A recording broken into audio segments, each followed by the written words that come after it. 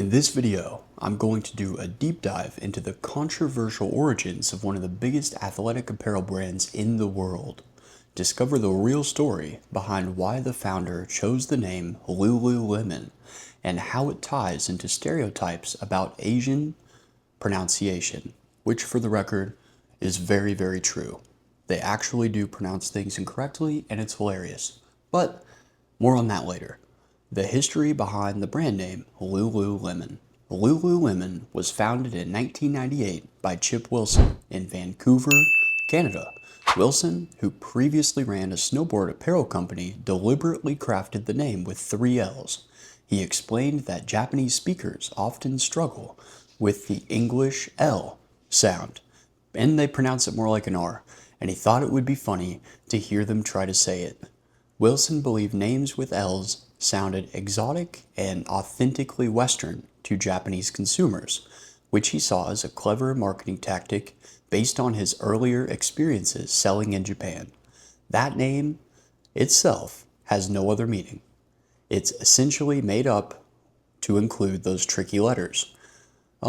We explored the full context, the founder's comments, public relations and reactions, and whether this crossed the line into racism, or was it just an edgy business humor move from the late 1990s to early 2000s? Was this harmless branding strategy, or was it something a bit more problematic? Let me know down below in the comments. And for me, guys, I just have to say, I think it's hilarious. I think it's so funny. He reverse engineered how to make people of Japanese descent like Western fashion wear. And it does sound very prestigious. It's very difficult to find a word or to create a word that has no other meaning. Usually words have other meanings, but words like Nike, the best words in fact, are Adidas, which for the record, Adidas is based off Adolf Dassler. He helped create the very first shoe that would revolutionize running, and it was actually featured on the very first Olympic Games. He was a Nazi. He really was. And this guy is not a Nazi. This guy is just a guy with a sense of humor.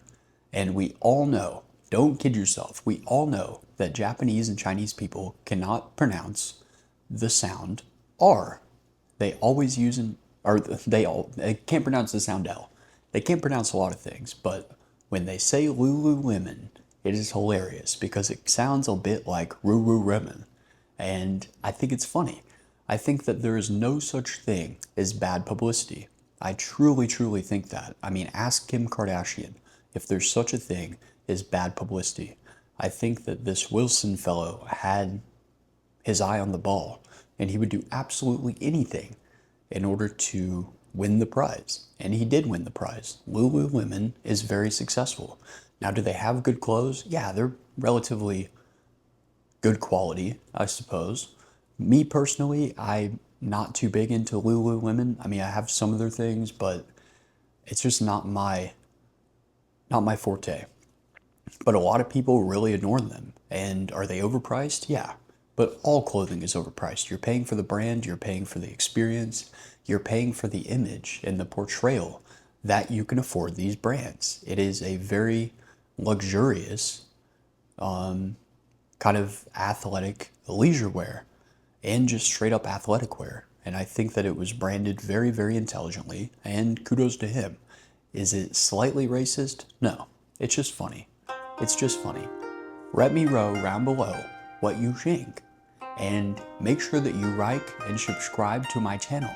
Thank you very much, and stay tuned because I am here every single day spitting facts and giving you guys knowledge that will help you at least get a laugh, but most of the time, guys, it actually helps you out tremendously throughout your life, throughout your business endeavors, whatever matters the most to you.